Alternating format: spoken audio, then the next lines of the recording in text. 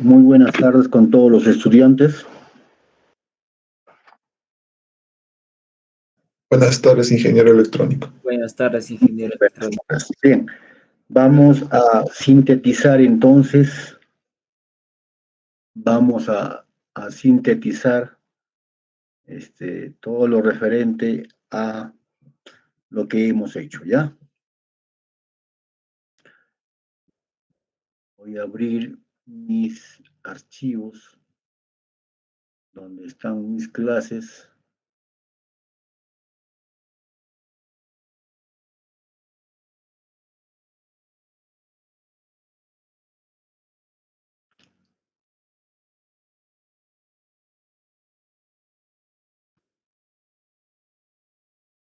Bien, lo vamos a hacer en unos 10 minutos seguramente todo el resumen, ¿ya? Para que quede bien claro y centrarnos.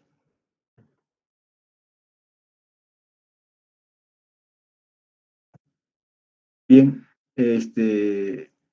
las líneas de transmisión son unos sistemas que nos permiten llevar energía electromagnética de un lugar como el a otro lugar como B. Y nos llevan energía electromagnética.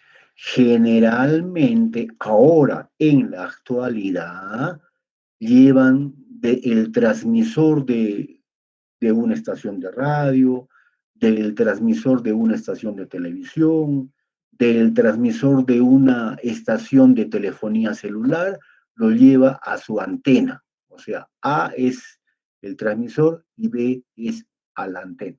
Como también puede llevar de la antena al receptor. Por ejemplo, en telefonía celular tenemos que hay al mismo tiempo un transmisor y al mismo tiempo un receptor. En radio y televisión solamente hay transmisores, porque los receptores están en los lugares donde está el usuario. En telefonía celular no, son transmisores y receptores al mismo tiempo. Cada teléfono celular transmite y recepciona. ¿Y cómo no se combinan? Porque usa frecuencias distintas, por eso no hay inconvenientes. Muy bien. Antes, las comunicaciones en 1910, 1920, 30, 40, las comunicaciones se realizaban por cables. Entre las ciudades habían cables que unían las transmisiones. Y en esos tiempos solamente las transmisiones eran de telefonía nada más. No había ni radio ni televisión, era telefonía. Todas las ciudades se comunicaban con otra ciudad a través de cables mediante postes. Después eso fue cambiando porque, bueno, pues era la tecnología que recién se inventó, pero se querían llevar mejores cosas, entonces se cambió con la técnica de usar microondas, o sea, ondas de radio que enlazaban lugares, ya no por cables. Y ahora hemos vuelto a usar cables porque mejor que las microondas, porque llevan gran cantidad de información, son la fibra óptica. O sea, de nuevo hemos vuelto a que casi todas las ciudades están enlazadas por cables, en este caso fibras ópticas, ya no como en los primeros inicios cables. Microondas queda todavía, pero ya ha quedado a un lado, por un tiempo tuvo su vigencia. Muy bien, pero lo que estamos estudiando acá son líneas de transmisión, no es fibras ópticas. ¿Por qué? Porque la fibra óptica sí puede llevar gran cantidad de información, muchas conversaciones telefónicas a la vez, gran cantidad de conversaciones, porque usa frecuencias muy elevadísimas. La luz tiene una frecuencia muy elevadísima, de tal manera que puede llevar, por decir así, un ancho de banda casi ilimitado, por no decir infinito. Por eso que todos los países, ya la fibra óptica en los primeros años en que se usaba era carísima, ahora se ha vuelto baratísima. Sigue siendo más caro que un cable, pero aún así es muy adecuado y casi todas las comunicaciones en todos los lugares del mundo ahora se hace por fibra óptica. Quedando solamente unir los transmisores con sus antenas mediante línea de transmisión, porque la fibra óptica nunca puede llevar grandes potencias. ¿Ya?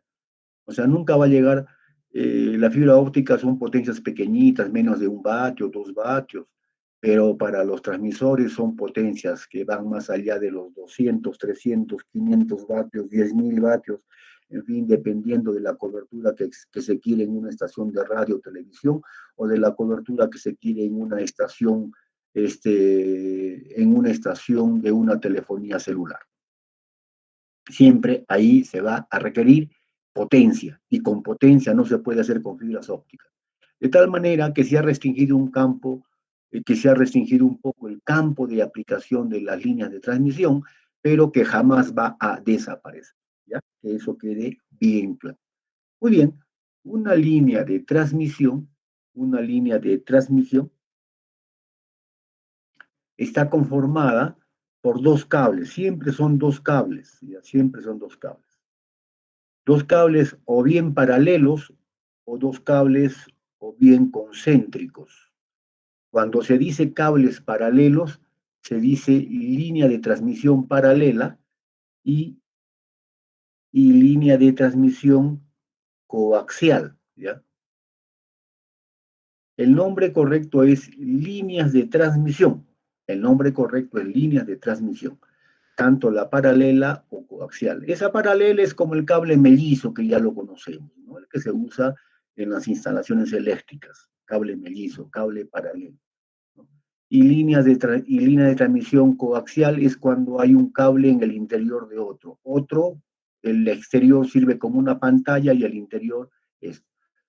Después de todo, son 2 conductores también.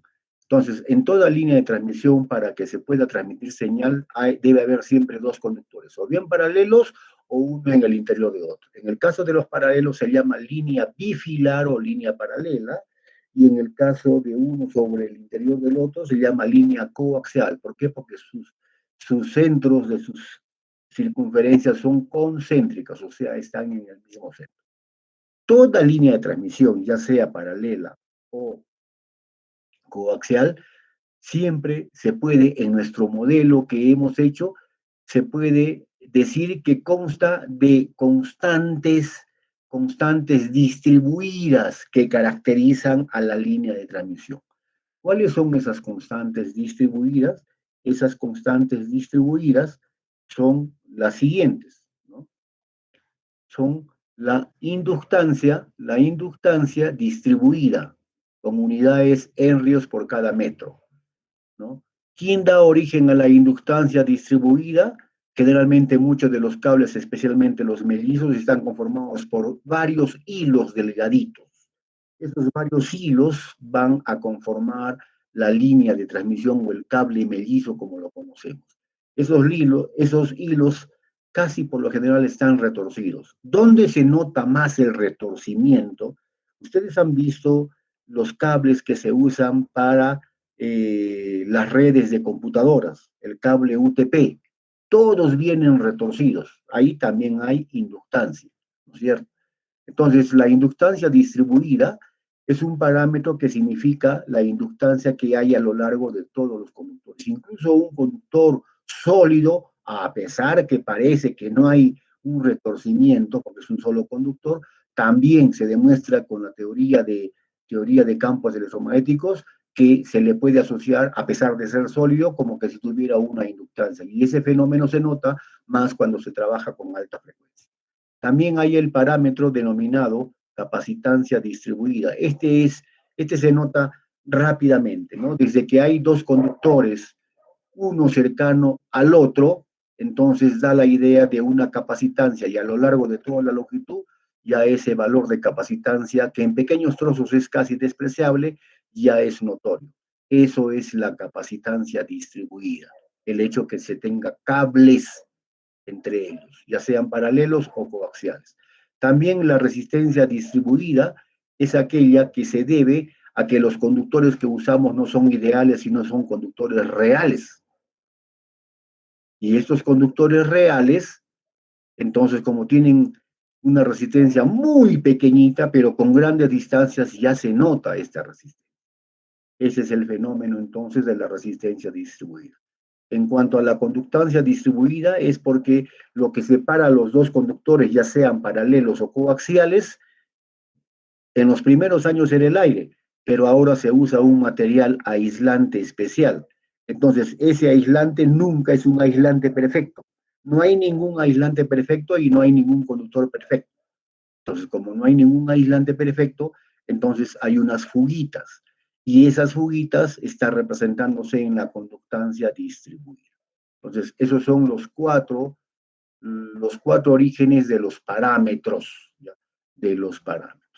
Muy bien, una línea de transmisión se describe, una línea de transmisión se describe, se describe por dos ecuaciones diferenciales. O sea, el comportamiento de toda línea de transmisión se describe por estas dos ecuaciones diferenciales.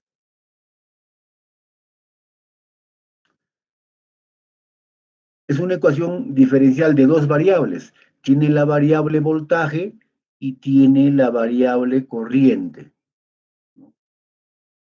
No es como la clásica ecuación diferencial que aquí está la variable voltaje y aquí también hay voltaje. Entonces es así, se soluciona rápido. Entonces, como son dos variables, tiene que tener dos ecuaciones diferenciales, porque la otra es la variable corriente y la variable voltaje. Entonces, estas dos describen el comportamiento de la línea de transmisión. ¿Y cómo sale? Ya hemos demostrado en una clase cómo sale una de ellas. Esta, por ejemplo, ya la hemos hecho, ¿no? Y se las dejé para que ustedes saben. Bueno, entonces, sin necesidad de saber cómo que sale, simplemente tenemos que aprender que las dos describen el comportamiento de la línea de transmisión.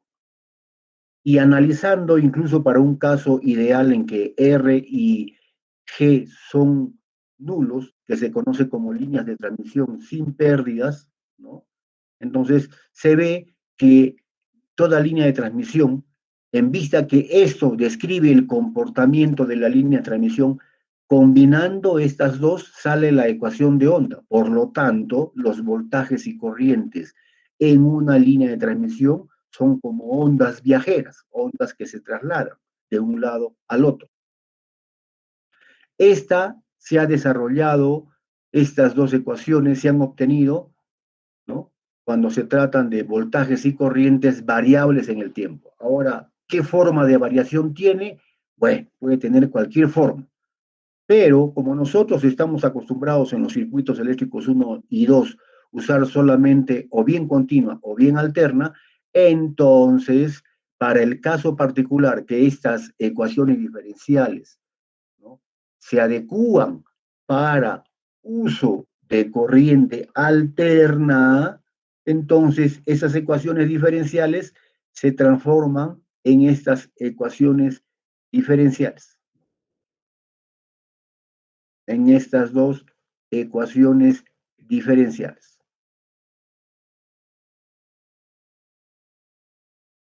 Se transforma, ya, mediante la técnica de los fasores, mediante el fasor multiplicado por E a la J omega T, que ya lo expliqué, se transforman en estas dos ecuaciones diferenciales.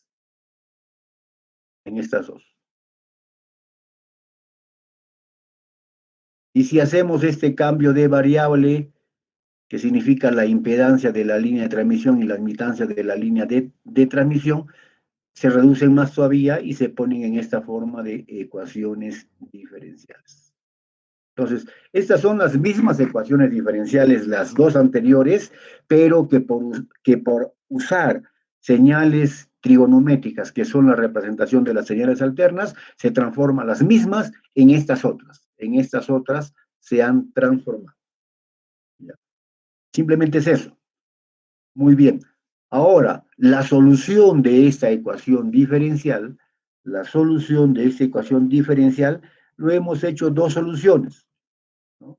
Una transitoria y una final. Solamente ahora vamos a la final. La solución de esta ecuación diferencial es esta. Ya está. La solución de esta ecuación diferencial, cuando se trata que se trabaja con señales alternas, es la siguiente. Por eso quería hacer un resumen. Es esta de acá. Es esta expresión. complejísima, pero expresión y al fin y al cabo. Ahí está cómo se obtiene el voltaje y la corriente, cómo se obtiene el voltaje y la corriente, ¿no? Cómo se obtiene el voltaje y la corriente en el lado inicial. El lado inicial siempre lo vamos a denominar S de envío y el lado final siempre lo vamos a denominar R de receptor. Acá en el lado inicial se pone el generador, ¿no?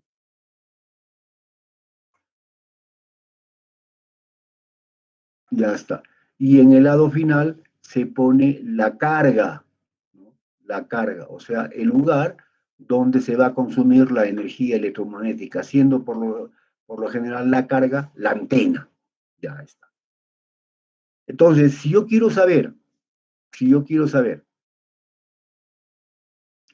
en cualquier punto, en este punto de acá, o al final también, o al inicio, sabiendo que partiendo del lado inicial hacia el lado final se denomina X, y partiendo del lado final hacia el lado inicial se denomina D, ¿no es cierto? Si yo quiero saber el voltaje y la corriente en cualquier punto, estas son las fórmulas. Y estas fórmulas, más que todo, están dadas para este caso. A partir de aquí, los hemos transformado, ¿no? Se dan cuenta que primero obtuvimos uno en base a X y luego hicimos un cambio de variable y estos. Y como esto es lo que más se usa, entonces por eso solamente pongo esto.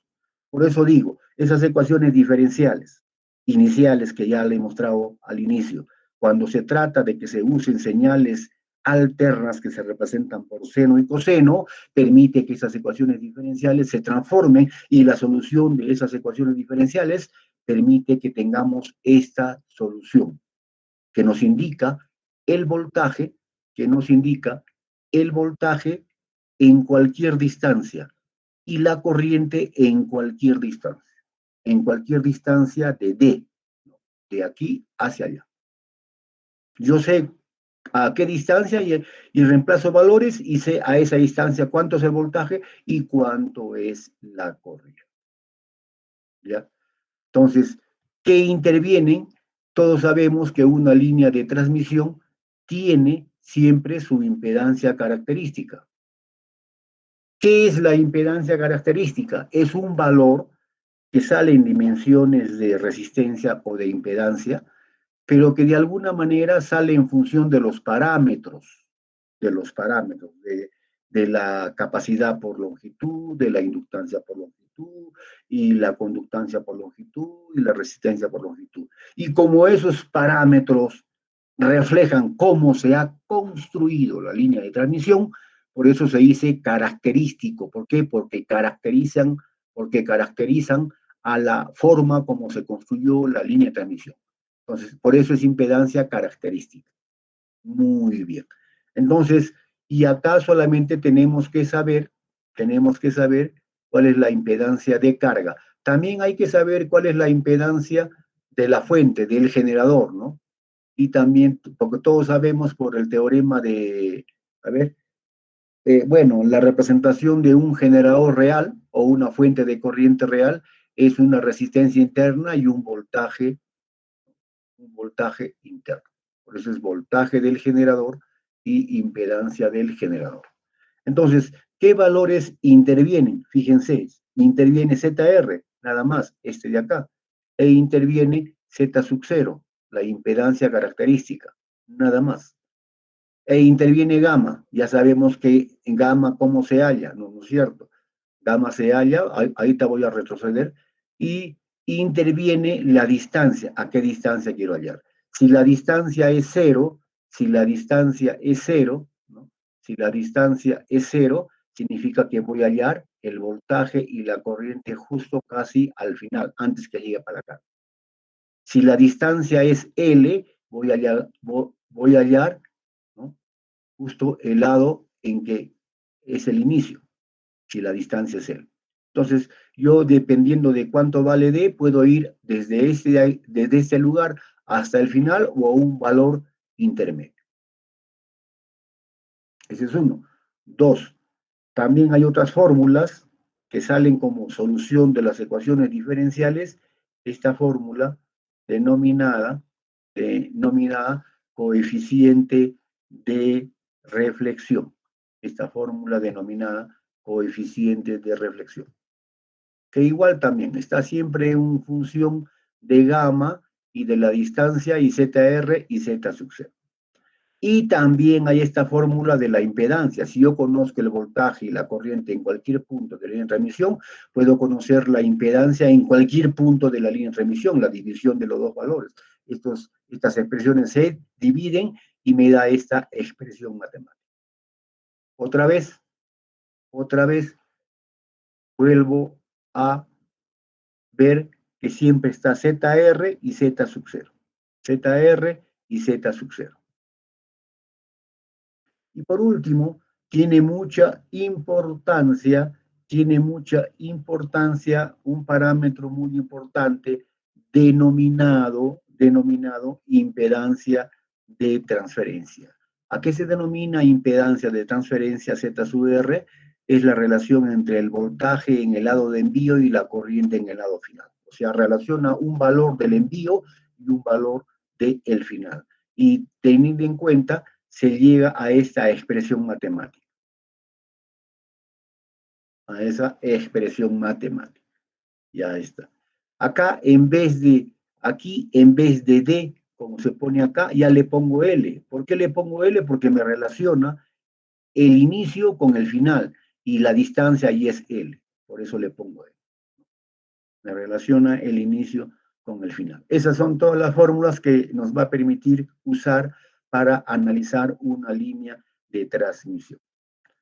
Y antes de culminar, ¿no? Antes de culminar este resumen, vamos a decir cómo se halla gamma, cómo se halla la impedancia característica. La impedancia característica se halla de esta manera. Ahí está.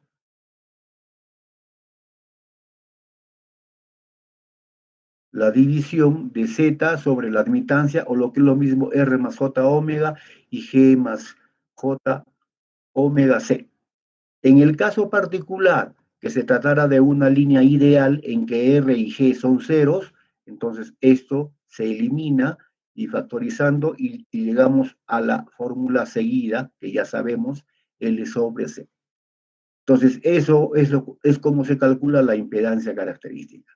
Como en forma general estamos viendo que depende de omega y omega es 2πf, que es la frecuencia, entonces podemos decir que la impedancia característica solo en el caso de líneas ideales o líneas impérdidas en el cual R y G es 0, ahí la impedancia característica se mantiene constante. Pero si se trata de que no son ideales, o sea, R y G no son ceros, como depende de omega y omega depende de la frecuencia, entonces la impedancia característica no es constante, sino que varía con la frecuencia. Pero esa variación es muy pequeñita. O sea, varía sí, pero varía muy pequeño. No cambia bruscamente, pero varía. 2, como en las fórmulas interviene gamma, gamma es el producto de z por y sacándole raíz cuadrada y esto se conoce la constante de propagación, se conoce como la constante de propagación. Gamma por lo general es complejo, tiene parte real, parte imaginaria. Una cosita que me faltó, la constante de atenuación generalmente no sale en decibelios, ¿ah? Aquí ahorita me acabo de dar cuenta, sale en neperios, NP, neperio, ya de Neper. Neper fue un astrónomo, creo, y en honor a este Neper se creó su unidad que es el neperio. Fíjense cómo otra vez tenemos que se usa la terminación I o neperio. Esa es la unidad de atenuación. Que generalmente el neperio se transforma a decibelios, otra unidad de atenuación, esa es otra cosa, pero sale en neperios, ¿ya? Es neper, por si acaso, NP. Muy bien, y como generalmente tiene una parte real, a la parte real se le dice constante de atenuación en neperios por metro, ¿no? Y a la parte imaginaria se le dice constante de fase, que es en radianes por metro. El neperio como el radián son adimensional, porque es una comparación, son unidades de comparación. El neperio es comparación, por ser unidades de comparación sale un número. El radián también es una comparación, ¿no? El radián es la comparación del arco sobre el radio. Entonces, del arco sobre el radio, ¿no? ¿Qué es un radián? Un radián es una forma de medir ángulos, ¿no? Un radián es una fórmula, si yo tengo un ángulo, ¿no es cierto? El radián es una fórmula de medir ángulos. Una forma de medir ángulos ya sabemos en sexagesimales, no 0, 90 grados. Otra forma es cuánto es esta longitud del arco, cuánto es esa longitud del arco sobre el radio. Entonces, longitud sobre el radio, ese es un radián. ¿Qué dimensiones tiene? No tiene ninguna dimensión, porque esta es dimensión de longitud sobre longitud, es un número nada más. El radián en realidad es un número, pero se le dice radián porque ha salido por la comparación de dos magnitudes lineales, un arco sobre el radio. Algo similar también es el neperio, es adimensional, es un número, pero se le dice, a pesar de ser un número, neperio. Algo también es el decibelio, es una unidad de comparación, ¿no? El decibelio es una unidad de comparación. Compara algo, por ejemplo, el voltaje de salida sobre el voltaje de entrada. Entonces, al final sale un número, ya no con dimensiones. Pero esa forma de comparar se le dice decibelio, neperio, radián. Muy bien, eso sería todo lo que podemos resumir de líneas de transmisión. ¿Alguna pregunta?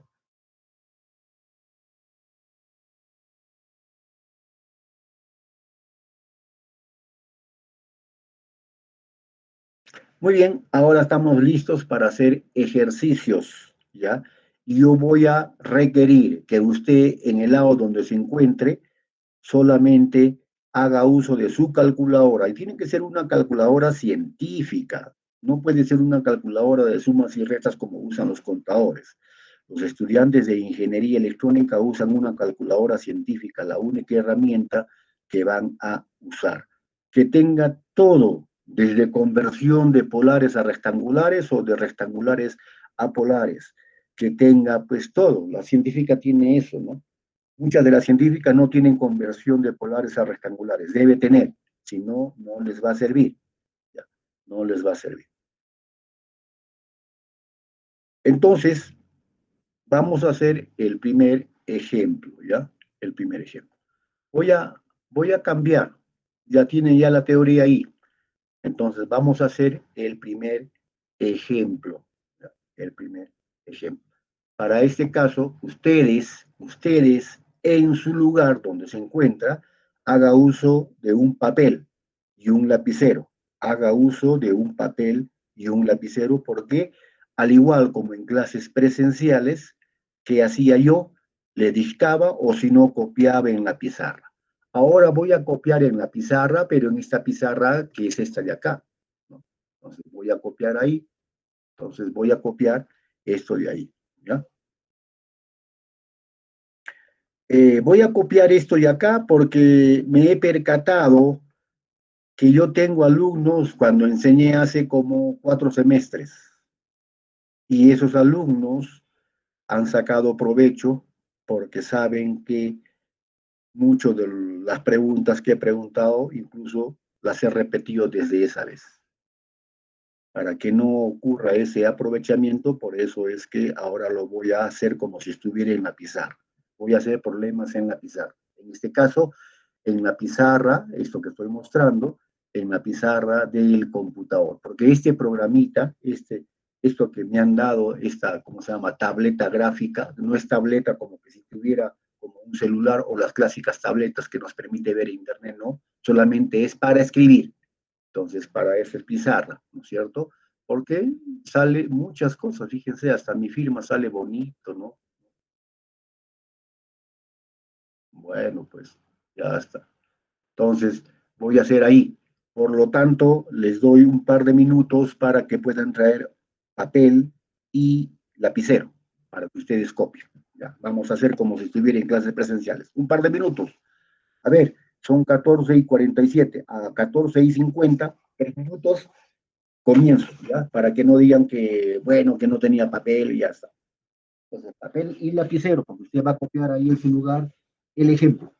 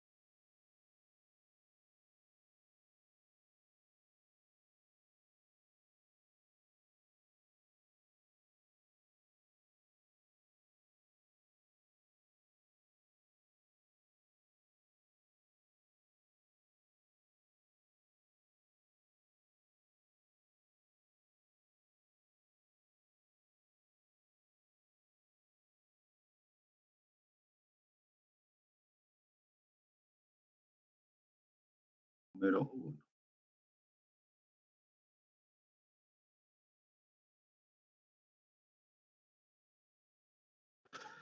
Dice, se tiene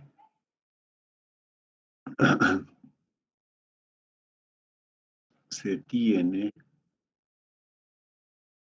una línea de transmisión. Normalmente en nuestro argot técnico decimos LT, línea de transmisión. No interesa si es coaxial o si es bifilar, ¿no? En la cual, en la cual, en la cual, en la cual sus parámetros, o sea, me están dando los valores.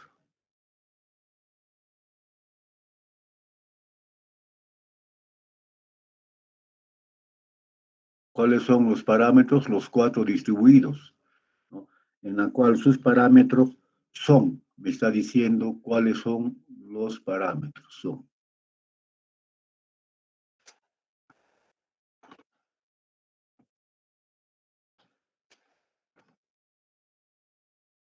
Me está diciendo R, ¿no? R me dice, tiene el siguiente valor. Tiene de 6 ohmios por cada kilómetro.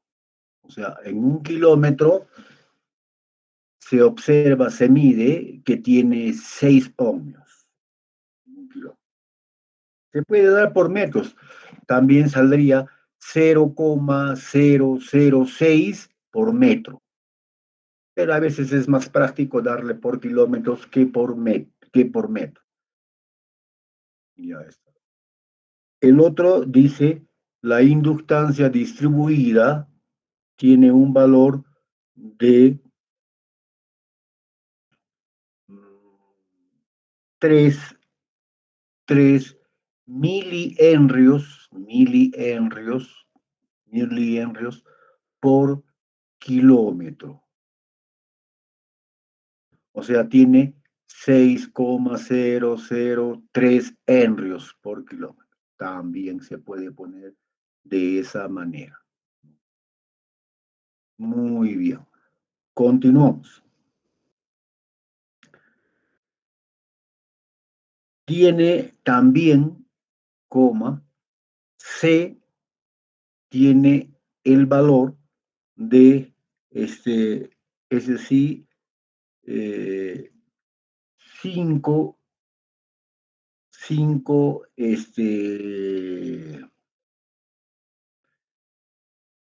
decímetros, centímetros, milímetros, 5 nanofaradios, ¿no? Nanofaradios, 5 nanofaradios por kilómetro. y tiene G,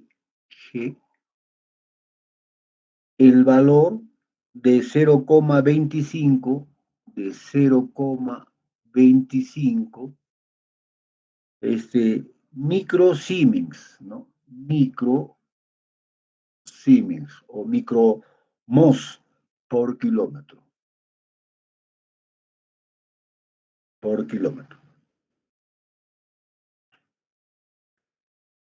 Entonces, ahora se dice, se pide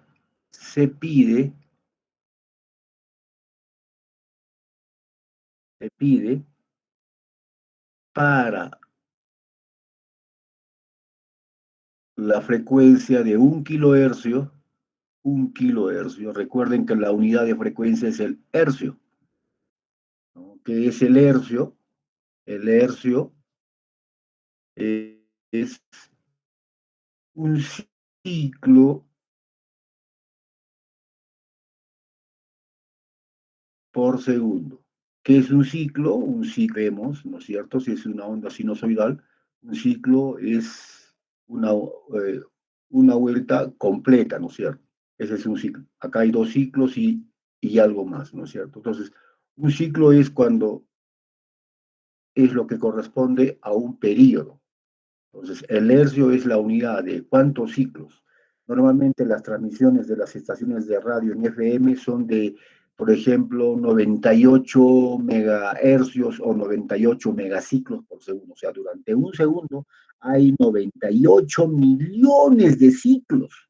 Esas son las frecuencias de esas señales de radio que utilizamos. Millones. Y en telefonía celular ya no es de mega, sino llega para tera, o sea, 1.000 millones de hercios durante un segundo.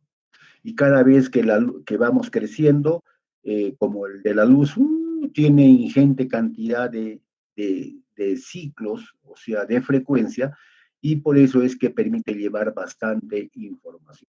¿Ya?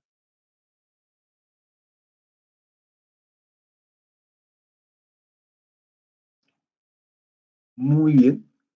Entonces, decimos lo siguiente, se pide para esto de acá, vamos a pedir varias cositas. A, ¿no? Hallar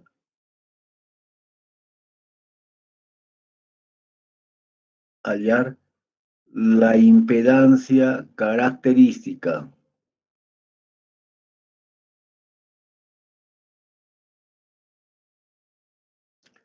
La impedancia característica.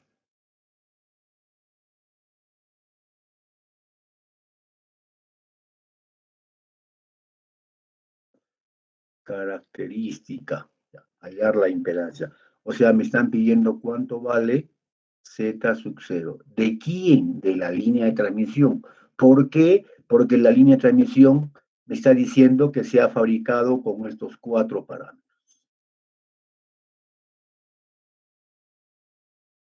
¿No? Se ha fabricado con esos 4 parámetros. ¿No? La capacidad de alguna manera me dice cuánto de distancia hay entre los conductores. El aislante con que se ha usado me dice de alguna manera la conductancia. El tipo de conductor de alguna manera me dice con este valor de la resistencia. Y los hilitos que conforman me dice de alguna manera la inductancia. Entonces, por eso estos 4 valores de alguna manera me dan un parámetro que se conoce como impedancia característica. Impedancia nomás, ya, y una cosita más, la impedancia característica no se mide. El que se puede medir tal vez es la resistencia. Eso se mide con un ohmímetro o con un medidor de resistencia, ¿no? Bueno, el capacímetro podría medir esto, pero no se nota, solamente en kilómetros. Entonces, normalmente la impedancia característica no se mide, no hay ningún aparato que mida la impedancia característica. Por software sí lo puedo hacer, creo, hay un programita en que le doy estos parámetros y ahí me sale, eso es otra cosa, pero no hay ningún parámetro que mide, porque esto por fórmula sabemos que incluye a los 4 parámetros. Muy bien, Continuamos, ¿ya? Continuamos. B, ¿qué me está pidiendo en la parte B? En la parte B me está pidiendo la constante, ¿no? Hallar la constante de propagación. Constante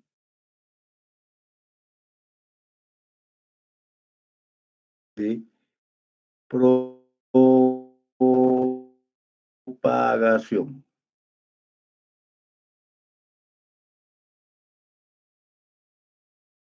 Ya está. ¿Cuál es la constante de propagación? Gamma, ¿no es cierto? Gamma.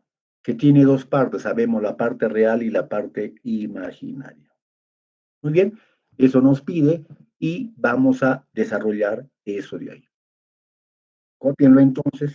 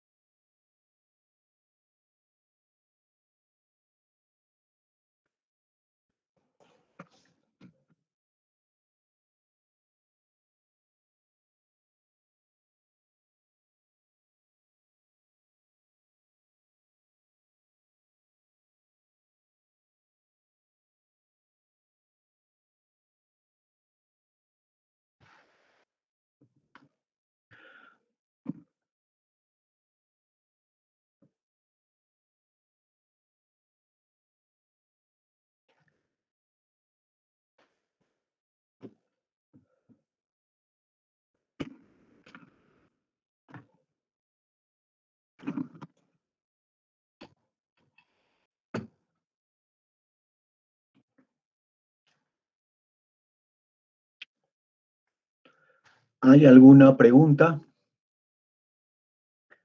al respecto? ¿Todo está claro? Entonces vamos a desarrollar ese ejemplo. Y yo, por si acaso, les exijo que tengan una calculadora, ¿no? Que tengan una calculadora para que puedan ustedes hacer y practicar. Lo que estamos haciendo son clases prácticas, o sea, recuerden que un curso tiene horas, horas de teoría y horas de práctica.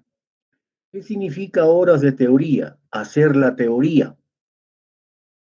Y horas de práctica, hacer prácticas en la pizarra, en la pizarra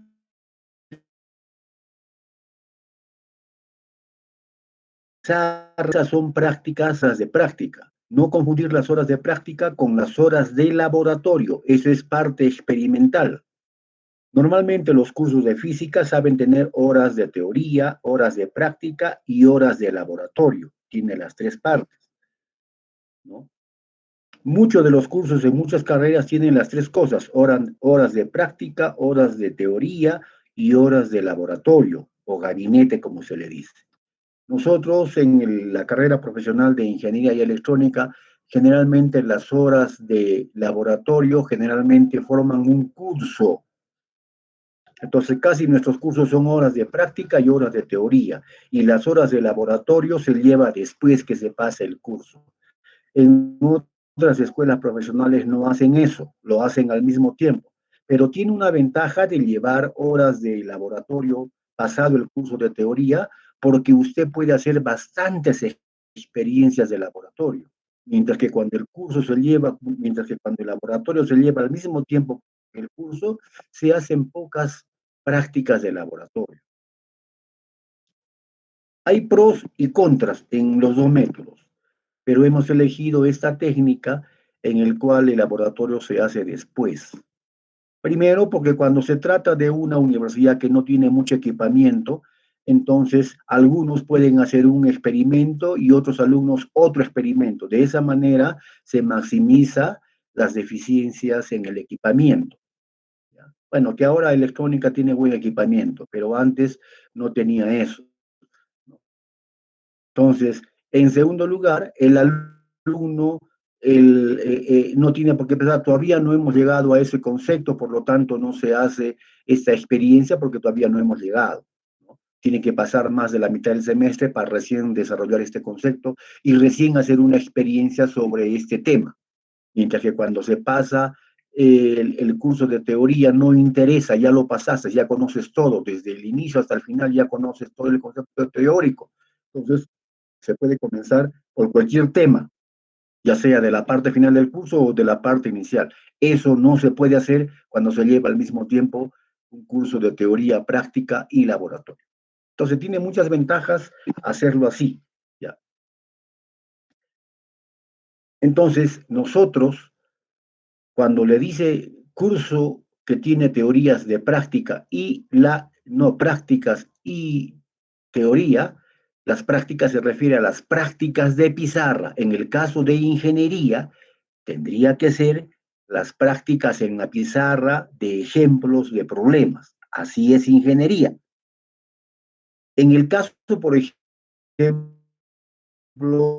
de las carreras de derecho o de las carreras de educación, las prácticas no es tanto problema. Por ejemplo, si estamos formando a un profesor, las prácticas seguramente se le enseñará algo, cuál es el método de enseñanza, tanto, o sea, en fin, ¿no? Yo no conozco mucho sobre la educación, y para hacer prácticas supongo que el estudiante con el docente de prácticas estará simulando como que si estuviera adelante con sus alumnos que son sus compañeros y está practicando. Es porque se presta la carrera para ese tipo. En el caso de ingeniería, las prácticas siempre, siempre son problemas y ejemplos, porque nuestra profesión es de fórmulas y hay que saberlas usar, saberlas manejar. A veces hay que demostrar también las fórmulas. Yo muchas veces siempre me he acostumbrado a demostraciones de fórmulas, especialmente cuando eran clases presenciales y evaluaciones presenciales. Siempre, lo mismo que hacía en teoría, le preguntaba, demuestre en una evaluación tal o cual fórmula. Ahora no, pues, si le comparto yo el concepto teórico en hojas, ¿qué cosa le puedo pedir? Usted no va a hacer nada, usted va a copiar nomás. Pero en forma presencial sí le puedo preguntar lo mismo que le compartí. Entonces, de eso se trata las prácticas. Y en realidad, ustedes saben que recién vamos a hacer unos ejemplos. En realidad, yo tampoco, debido a que me han recortado en el ciclo vacacional, no estoy respetando las horas de práctica. Recuerden que nosotros debemos hacer en un ciclo normal, este curso debe tener 5 horas, porque este curso es de 4 créditos. ¿Qué significa? 3 créditos de teoría, y por cada crédito de teoría es una hora cronológica, o sea, son 3 horas. Por eso, por ejemplo, un día lunes se hace la teoría 2 horas, falta una hora más. Esa a veces se hace el día viernes, que es de una hora. Y como es un crédito de práctica y cada crédito de práctica o laboratorio vale 2 horas cronológicas, por eso son 2 horas más. Y eso se hacía, por decir así, el día miércoles. Día miércoles, horas de teoría. Día martes, horas de práctica. Día viernes, horas de teoría, una hora nomás, y así eran 5 horas. Y en realidad no estamos haciendo 5 horas, nos han recortado solamente a 4. Si un semestre consta de 16 semanas y en cada semana se hace 5 horas, entonces un semestre de ciclo vacacional que consta de 8 semanas, la mitad de un semestre, por lo tanto en una semana deben hacerse 10 horas. Deben hacerse 2 horas el lunes, 2 horas el martes, 2 horas el miércoles, 2 horas el jueves y 2 horas el viernes. Pero estamos haciendo 4. No, nos han quitado. Están pensando que es pura teoría, cuando debería ser también prácticas. Por eso este curso de vacacional es ideal para personas que han repetido, ¿no? Fue diseñado para ese tipo de personas. Hace muchos años solamente podían llevar el ciclo vacacional o podían dictarse el ciclo vacacional para alumnos repitentes, no para que avancen, porque es recortado.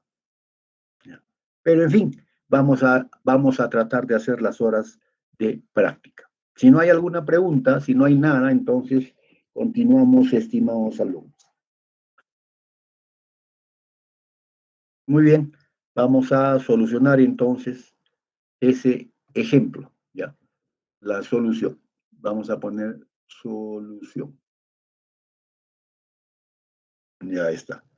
Me están pidiendo la impedancia característica, o sea, me están pidiendo cuánto vale Z sub 0, que en realidad es como fasor, ¿no? Z sub 0. ¿Y cómo se halla Z sub 0? Sabemos que hay una fórmula. Sabemos que hay una fórmula que es la raíz cuadrada de Z, ¿no? La impedancia de la línea de transmisión sobre la admitancia de la línea de transmisión. Y si reemplazamos valores, ¿cuánto vale esto? Es lo mismo a R más J o I, si a alguien no le gusta usar J, omega L sobre G más J omega C. Le sacamos raíz cuadrada y punto. Ya está. Yo puedo decir, y reemplazando valores, sale esto. Ya, yo puedo hacer eso, pero no tiene gracia.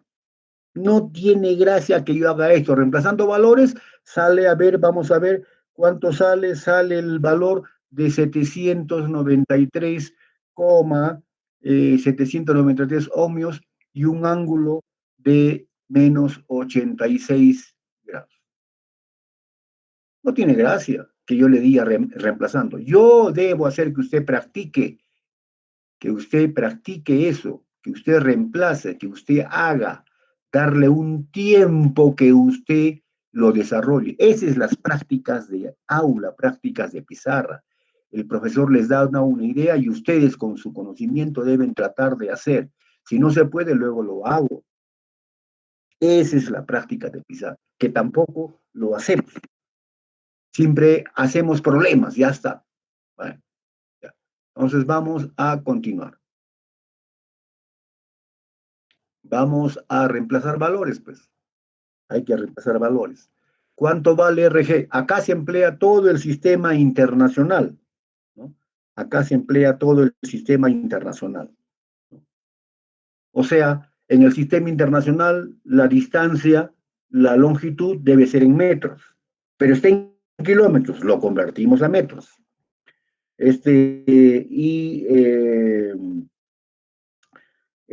Cualquier cosa en su unidad, ¿no? La unidad de la capacidad es el faradio, la unidad de la capacidad es el henrio de la inductancia, la unidad de la conductancia es el siemencio o 1 sobre ohmios, en fin, todo con unidades.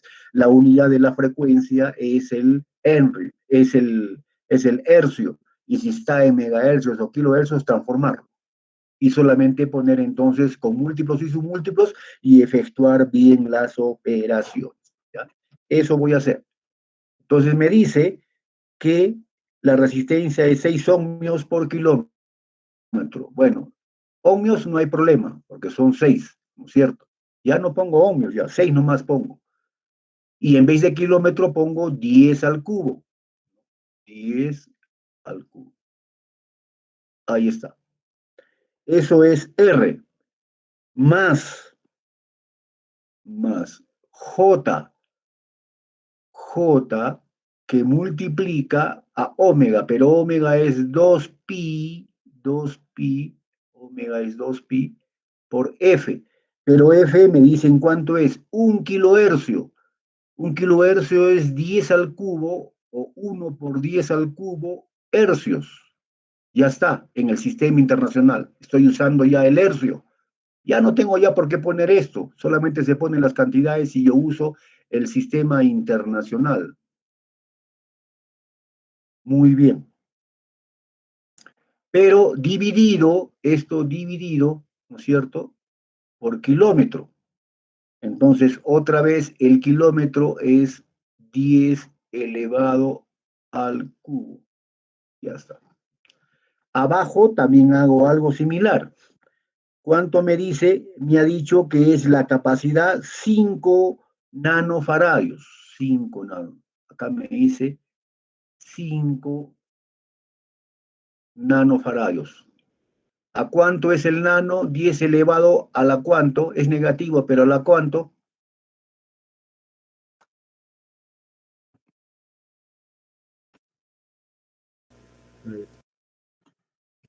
¿A la cuánto? Participen, señores. No quieren participar, no me hago problemas. 10 a la menos 9 sería. A No, la menos ya. 9, ingeniero. Perfecto, gracias por su participación, estimado alumno. No quieren participar, no me hago problemas, ¿ah? Me quitan las ganas y pongo yo la solución.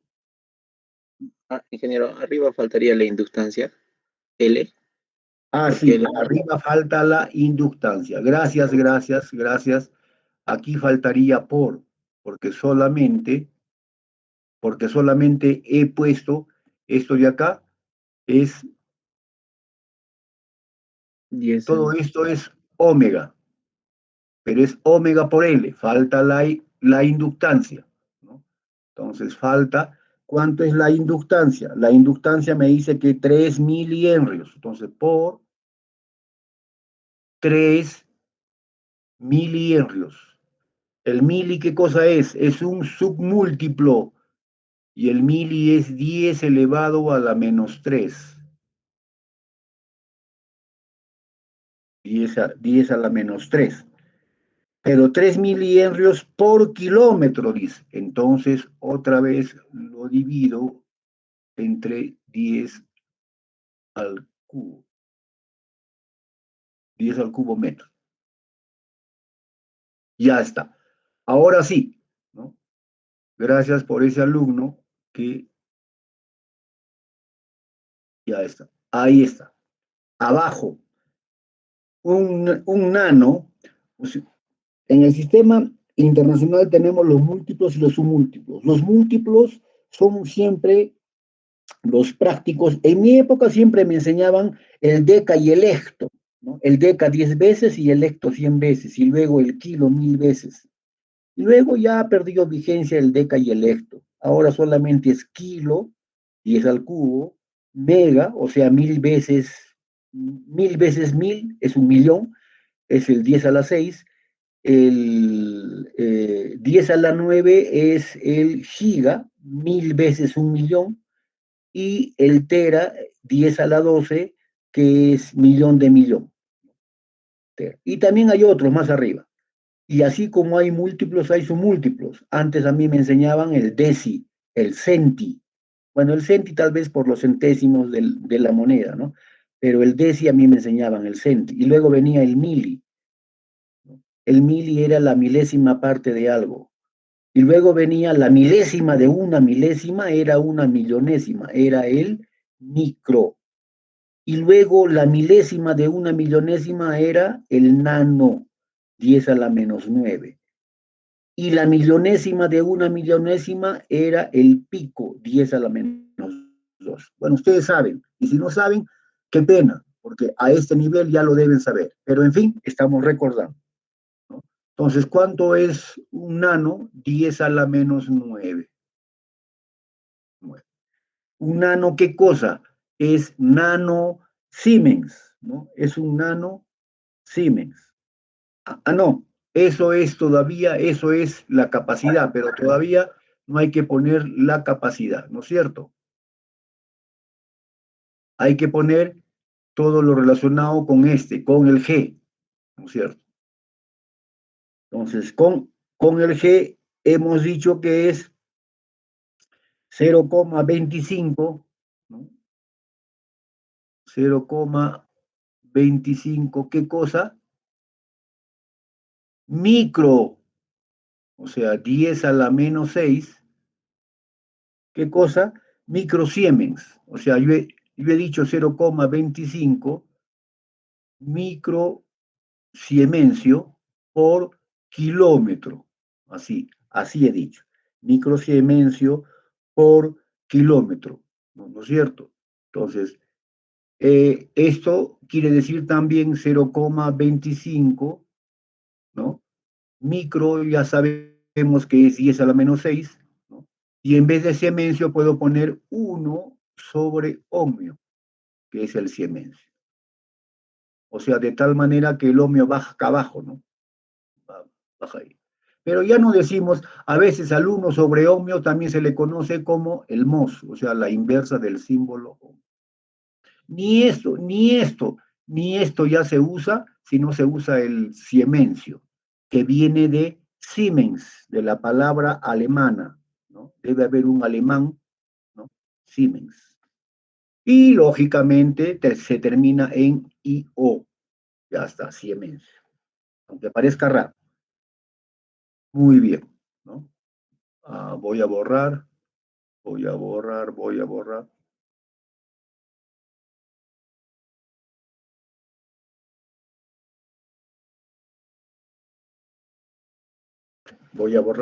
y voy a poner, pero era 0,25 microsiemencios por kilómetro. Entonces tengo que poner aquí sobre 10 al cubo.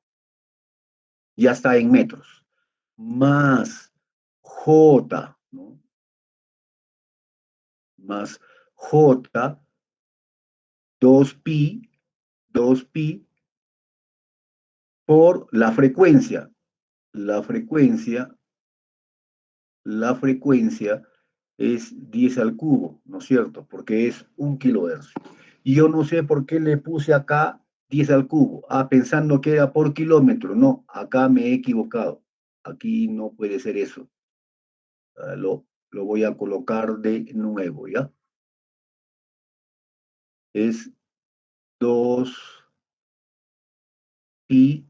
por 10, nada más. 10 hercios. 10 hercios. No, 10 hercios. Igual como acá, 2pi por 10 por 1 kilohercio, que es 10 al cubo hercios, por la capacidad, recién. Acá recién viene ahí el kilómetro, ¿no? Por la capacidad.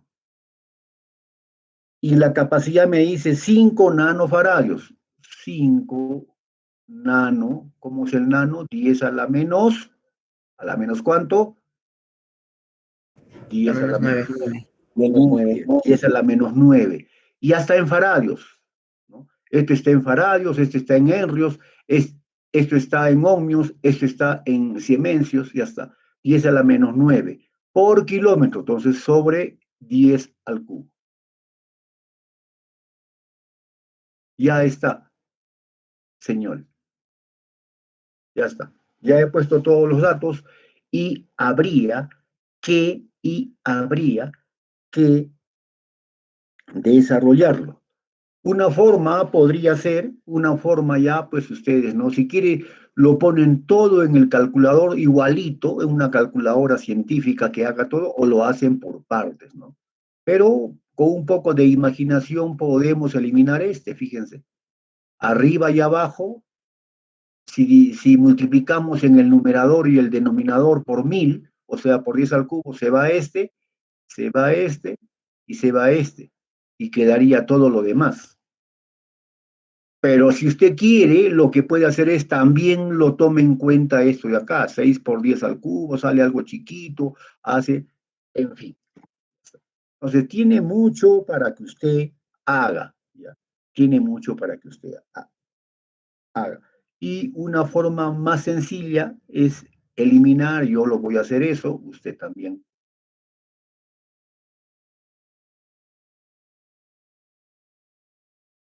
¿Ya? Y al final me va a salir acá lo siguiente. Que me va a salir 6. Arriba me va a quedar 6. Me va a quedar J. Yo multiplico 2pi por 3.1416 por todo lo que queda acá. Acá, por ejemplo, aquí se va a ir 10 a la menos 3 con 10 a la 3 se van a ir y solamente queda 6pi, ¿no? 6pi. 6pi. O puedo poner 6pi, ¿no? O puedo poner 6pi o lo ejecuto. 6pi que sale 18,85. 6pi sale 18,85. Recuerden que pi es 3.1416. 3 por 6, 18 y algo más. 18,85. Bueno, pero ahí lo dejo, ¿ya? Ahí lo dejo, para que vean cómo estamos haciendo. Y abajo puedo simplificar. Abajo puedo simplificar. Si usted quiere, no simplifica nada. Si usted quiere, no simplifique nada. Si usted quiere, no haga nada, simplemente meta todos los datos a su calculador o a su computador, no sé qué cosa está usando como herramienta.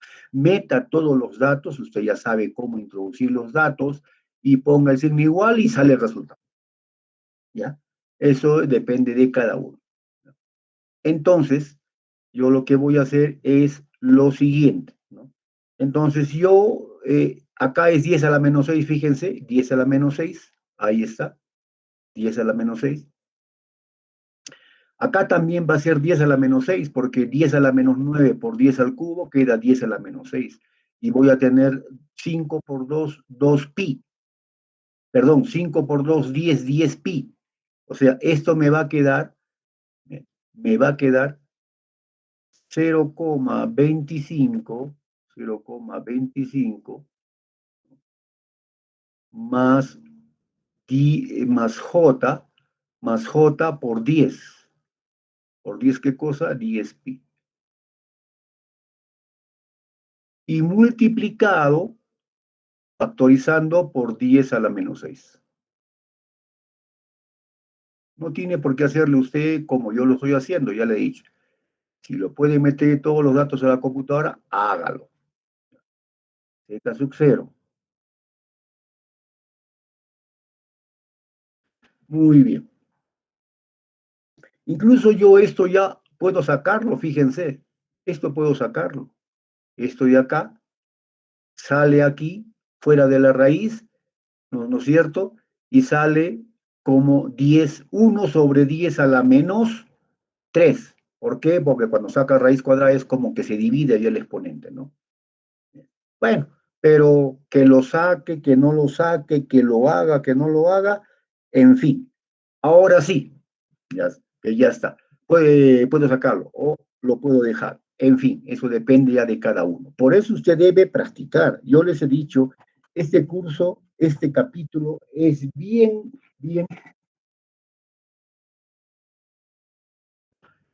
trabajoso. En la teoría sale bonito, pero si el estudiante no practica, ahí viene la desgracia. El estudiante debe practicar para que tenga velocidad, porque no basta saber la teoría. En la evaluación solamente son 2 horas. Entonces debe tener velocidad para saber sacar el resultado, y el resultado bueno, buen resultado. Entonces no basta simplemente saber, bueno, se reemplaza y se efectúa, no, usted debe sacarlo. En ese sentido es que el estudiante debe practicar también. En clases presenciales siempre conmigo practicaba y en el aula ya hacíamos. Que haga, no que yo se lo haga, que también lo puedo hacer. Yo se lo hago y en fin, pero como usted gran parte no practica, siempre es desastroso el resultado en las evaluaciones, por lo menos en este capítulo 3 y 4, porque no practica. Entonces, vamos allá a hacer. Entonces, este es un complejo, tiene su parte real y tiene su parte imaginaria. Este también es otro complejo, que lo saque o no lo saque ya afuera, tiene parte real y tiene su parte imaginaria. Es un complejo. Entonces son 2 complejos que se pueden representar como 2 formas. se pueden representar como forma rectangular, tal como están en estos momentos, es la forma rectangular. Pero si queremos dividir dos complejos, ¿en qué forma deben estar?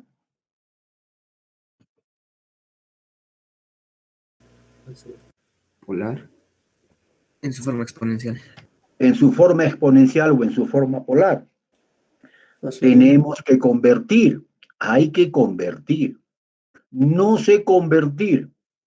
No, todas las calculadoras tienen conversión de polares, a ver, tienen conversión de polares, ¿no?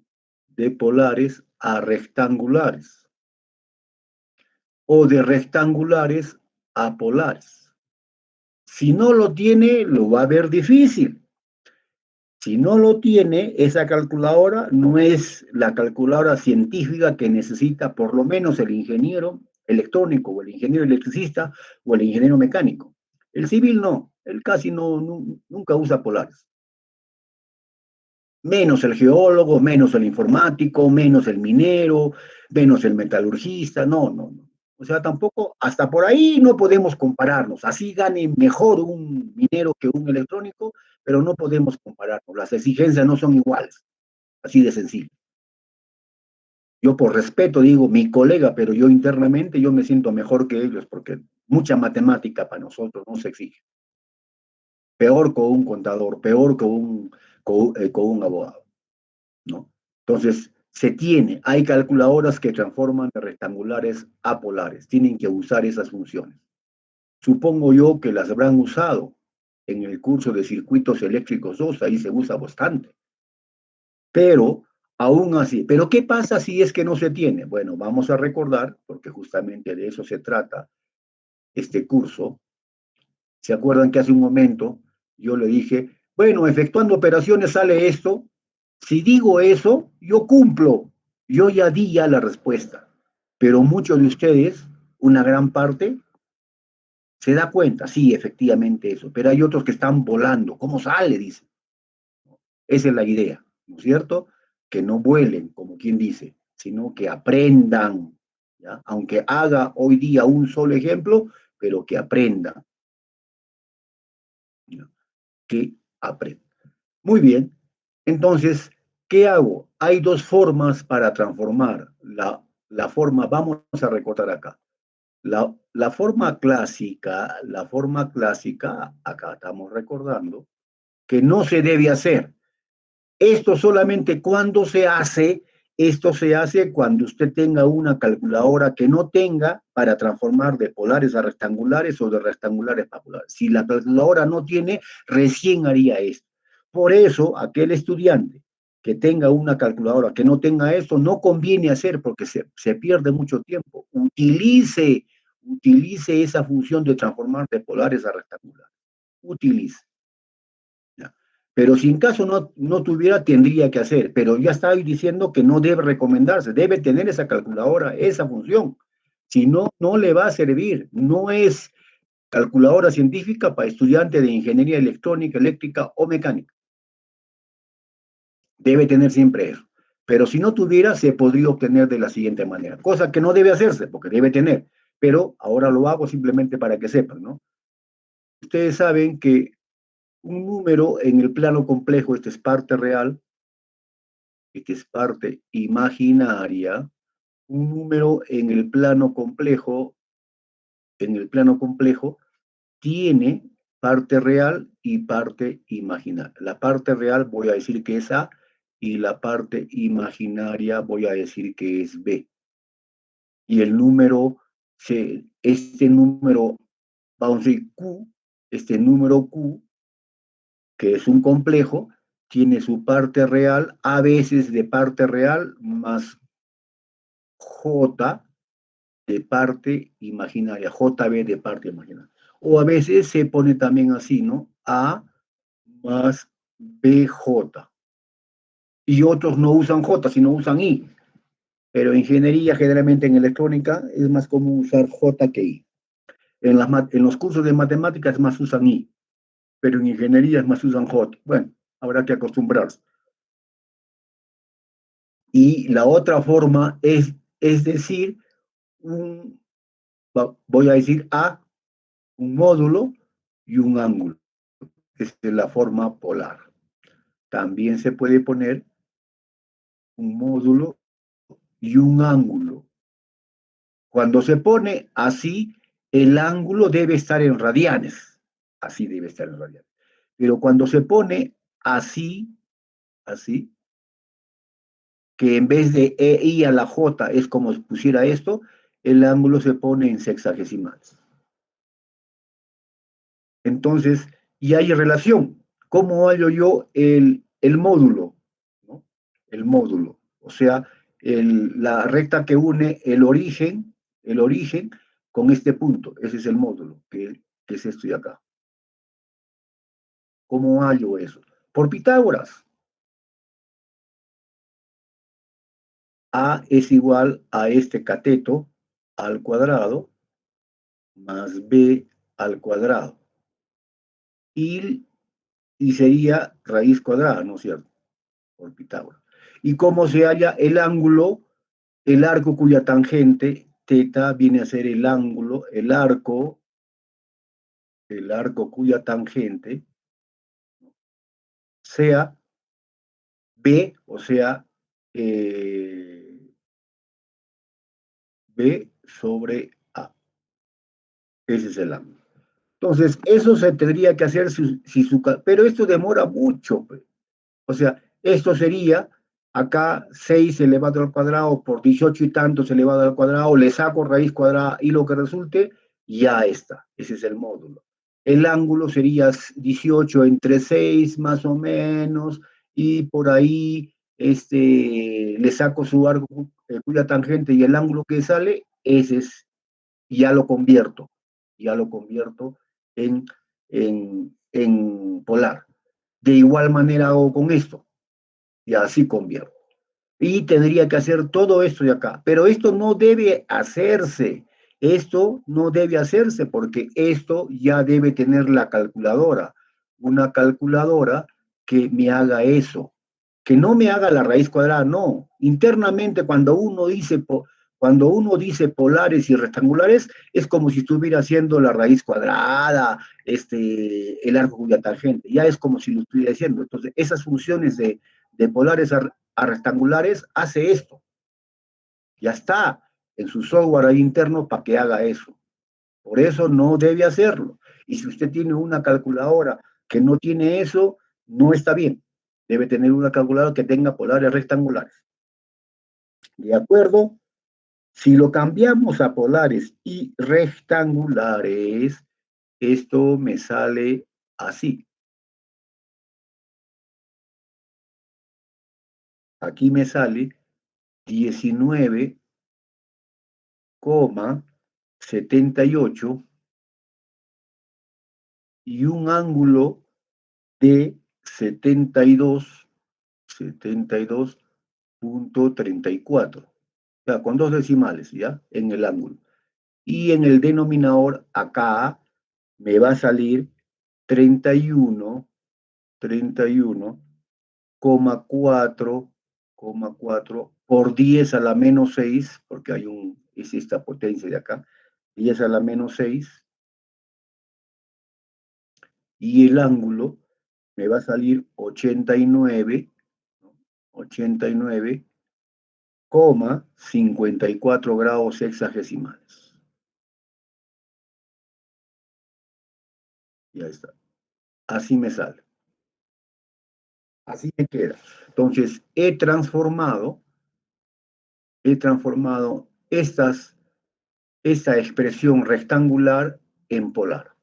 Ahí está. Ya lo he transformado. ¿Por qué?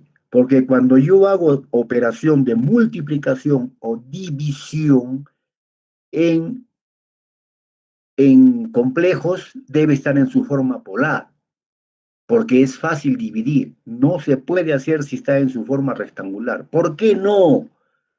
Porque si lo pongo, recuerden que esto es como si fuera, a ver, voy a colocar, espero que ya se entienda y nunca más ya diga, Esto es como si fuera, por decir, A, ¿no?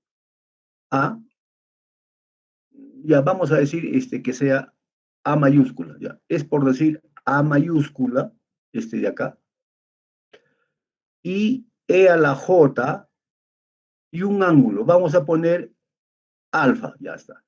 Y el de abajo va a ser otro módulo, B,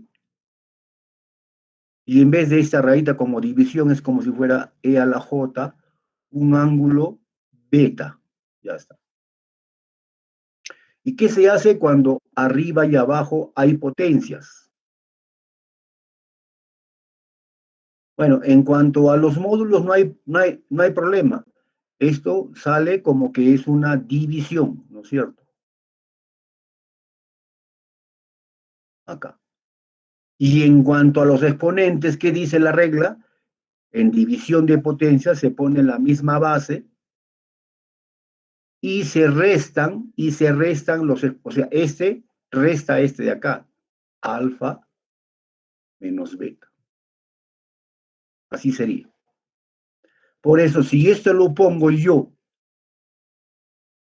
por eso cuando les enseñan en circuitos eléctricos 2 y le dicen cómo dividir fasores, porque esto si bien es un complejo, pero es un complejo en su forma polar. Y a esto también, a este complejo en su forma polar, le dicen fasores. Así de sencillo es. No es lo mismo, ¿no? Pero la forma como se expresa y un fasor es como un complejo. Entonces, ¿por qué se dice que cuando se dividen dos fasores o dos complejos, deben estar en su forma polar? Porque los módulos, o sea, este de acá, se divide, tal como lo estoy viendo acá. ¿Y qué se hace en cuanto a los ángulos? Esto de acá es esto de aquí. En cuanto a los ángulos, ¿qué es lo que pasa? Se restan. Por eso, cuando nos enseñan fasores, dice, cuando se quiere multiplicar fasores, se multiplican los módulos y se suman los ángulos. Cuando se quiere dividir fasores, se dividen los módulos y se restan los ángulos. ¿Por qué? Porque todo viene por la explicación en su forma correcta, en su forma exponencial, que esto es así. Entonces, entendido eso, en especial aquellos, porque sé que más de alguno me dijo, recién voy a llevar, no he llevado todavía circuitos eléctricos 2, están fritos, ¿no es cierto? Están fritos, pero ya les estoy enseñando. Entonces, ¿qué hago aquí? Entonces, ¿qué hago yo acá? Bueno, divido 19 entre esto de acá y me sale otro valor.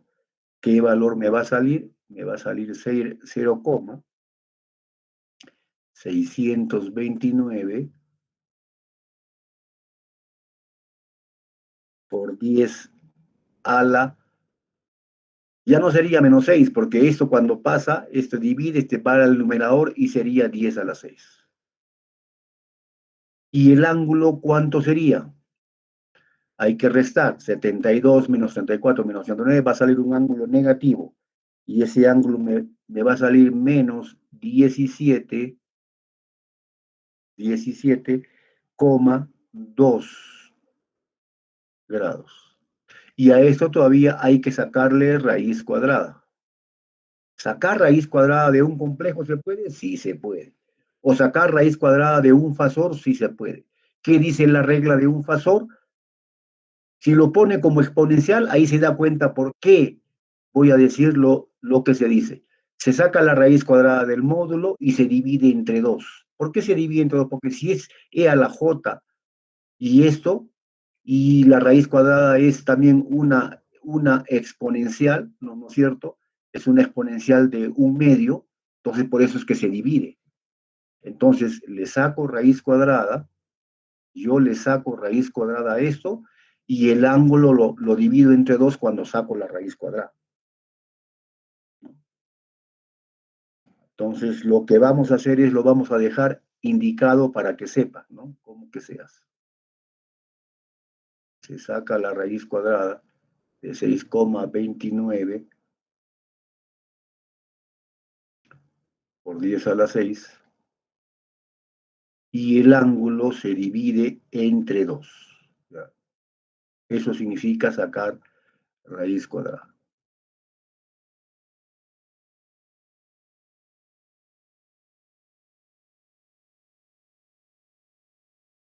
Eso significa sacar raíz cuadrada. Y al final voy a obtener que cuánto hallé z sub 0, hallé que vale el valor de 793. ¿Qué cosa? ¿Qué unidad debe tener?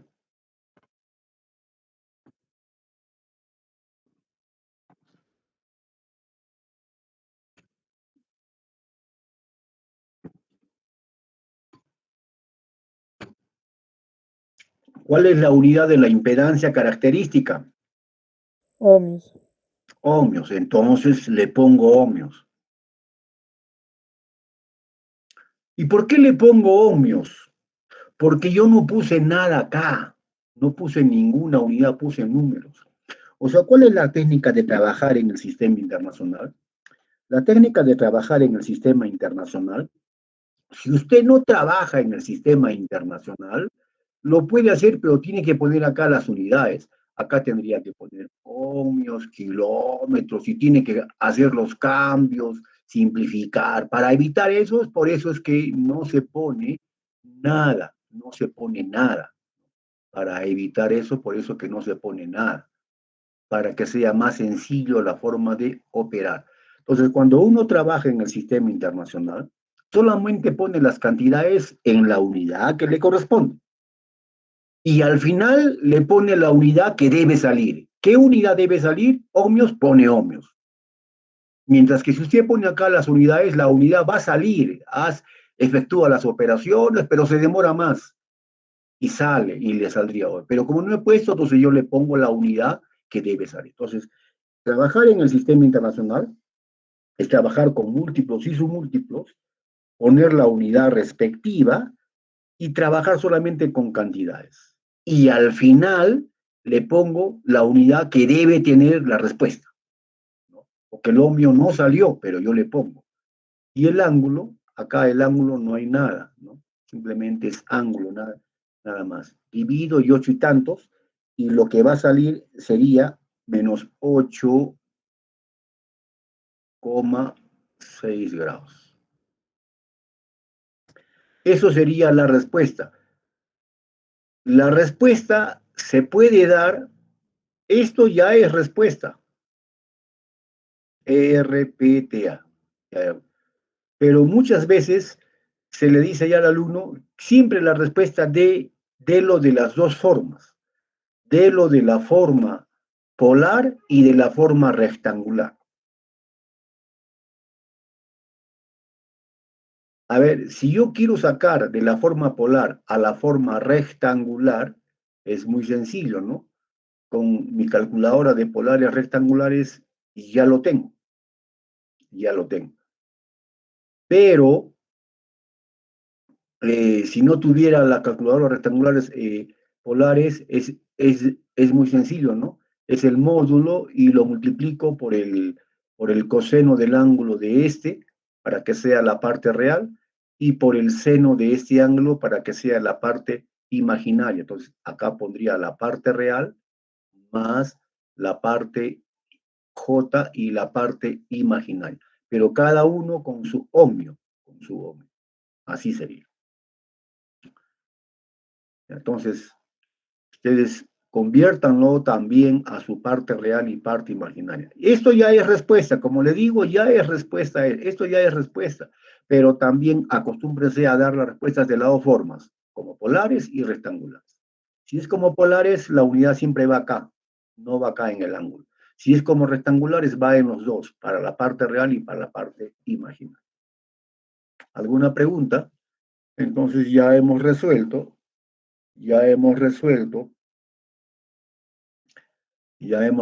la parte A, la impedancia característica. Entonces vean, por los valores de R, por los valores de L, por los valores de G y por los valores de C, la capacidad, de la conductancia, de la resistencia y de la inductancia distribuida, por esos valores sale automáticamente Z sub 0. Ahora la pregunta sería, ¿y qué pasaría si es que ya no es 1 kilohercio, sino es 1 mega? Si en vez de 1 kilohercio, 10 al cubo, le pongo 10 a la 6, ¿qué pasaría? Va a salir otro valor. Y usted compruébelo, vea qué otro valor saldría si fuera 10 a la 6. ¿Qué otro valor saldría? Compruébelo, ponga 10 a la 6 acá, esto va a cambiar, ¿no es cierto? Sale otro valor y le va a salir un valor, no le va a salir, pues, si sale 793, no le va a salir 1500, 1500, 2000, sino le va a salir, no sé, 798, o le va a salir 800, no sé, 805, o sea, varía, pero varía poquito, varía poquito, varía poquito. O sea, de 1000 a 1.000.000 varía bastante, pero ¿cuánto varía esto? Varía poquito.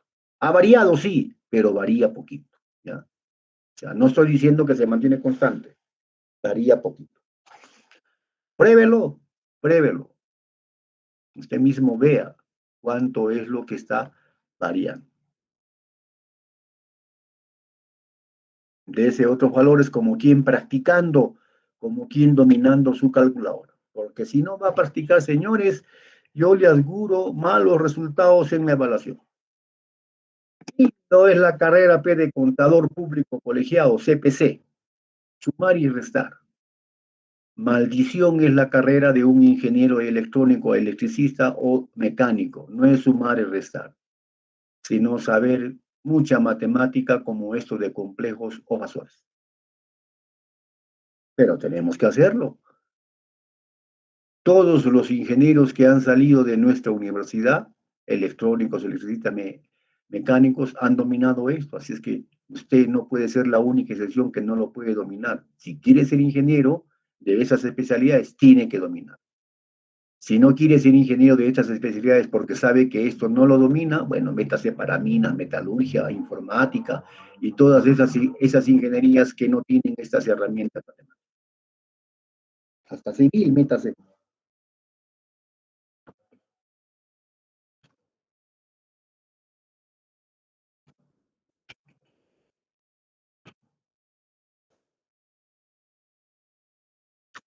Muy bien, ya va a ser ya las 4 de la tarde. Continuaremos pues, ya la próxima clase, ¿no? Porque la idea es que usted practique, por favor, le suplico, en vez de 1 kilohercio, haga 1 mega y vea cuánto sale. La próxima clase preguntaré a algún alumno cuánto sale el valor si es 1 mega, para ver cuánto ha variado. 1000 veces varió. ¿Y cuánto varió? ¿También en esa relación de 1000 veces? No. Yo se lo digo que no es en esa relación. O quién sabe, hasta 900 puede ser ya. No sé. No creo que llegue para 900. Pero podría ser. No lo he hecho nunca. No lo he hecho nunca. Por 1 mega, ¿no? Pero ya se le estoy dejando ahí como una tareita, por decir así. Hágalo con 1 mega para ver cuánto sale. Hágalo con 1 mega. La frecuencia varía 1 mega, o sea, 1000 veces con respecto a este valor, pero la impedancia también valdrá 1000 veces, o sea, saldrá 793.000 ohmios. No creo. Hasta 900 me parece mucho todavía. Mucho. Hágalo.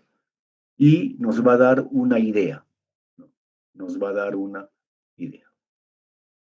Muy bien, estimados alumnos. Ya pues ya siendo ya casi ya las 4 de la tarde, 15 horas con 55 minutos, damos por concluida nuestra sesión el día de hoy. Si alguien dice, no hemos avanzado bastante, aparentemente, porque esta parte es bien engorrosa, bien matemática, y si el alumno no lo tiene bien claro, en fin, yo pude haber dicho, bueno, efectuando operaciones ya, cuando se dice efectuando operaciones, ya la pelota está en su campo. Si sabe hacer bien esto, bien, y si no sabe, es problema vuestro. Entonces, yo he tratado de hacer lo más explícito posible para que usted logre dominar muy bien, pero también usted colabore, practique, use su calculadora. Tarea, entonces, tarea es que usted trate de hacer lo mismo, pero para 1 mega. ¿Cuánto sale? A ver, vamos a preguntar el día de mañana, ¿cuánto sale si es 1 mega? Y trataremos de culminar, pues, ¿no? Este ejemplo. ¿Cuánto te salió ese valor? ¿De cuánto? Dices que has sacado. ¿Cuánto te salió ahí ese valor? Ingeniero, me salió un valor de 7.180 ¿7.000? más o menos. Sí. Y en la parte imaginaria, 5.200 también. Ah, no, pues, pero como complejo, como módulo, el que más se usa, por si acaso, cuando uno hace fasores, el que más usa, cuando uno hace fasores, el que más usa es esto de acá, es el módulo. El ángulo no. El que más usa es esto. Cuando uno hace complejos, o sea, corriente alterna, el módulo de su forma, el módulo de su forma exponencial, no, perdón, el módulo de su forma polar es lo que se mide, ya sea con el voltímetro, con el amperímetro, y el ángulo no. El ángulo se puede medir, pero con el osciloscopio. Pero expresado en su forma cartesiana, no tiene sentido, más en su forma polar. Tú me has dicho que esto, 7.000 y tantos, y esto, algo. Entonces, hay que dividirlo, hay que hallar su forma polar. ¿Cuánto sale ahí en la forma polar? 8.895. Y ángulo, De 36,17. tanto, 36,7, tanto varía. Quería saber si de repente alguien más lo había sacado para... De repente yo No, me no, estoy... no le he sacado. A ver, voy a sacarlo yo y mañana le digo cuánto sale. Ingeniero, ¿Sí? disculpe. Sí, yo también lo saqué en calculadora y sí me sale como lo que le salió a usted. Hay una pequeña diferencia de decimales, sí, de repente por los decimales, pero sí está Ah, casi igual que el de usted. el de 793. Sí, ingeniero. Sí, sí, sale eso. Eso ya está comprobado, yo lo probé. Muy bien, continuamos Por mañana los entonces, ¿ya? decimales, creo un poquito es variar. ¿Hasta cuántos decimales se puede considerar en caso de trabajarlo así por Hasta un partes? decimal, hasta un decimal. Ya, ingeniero. Ya, continuamos mañana entonces. Señores, estimados alumnos, ustedes que son 76, este capítulo tercero y cuarto es bien engorroso y bien matemático, y si no dominan, bueno, es problema vuestro. Debe tener una calculadora. A ver, yo voy a tratarlo de hacer para mañana con 1 mega para saber cuánto sale.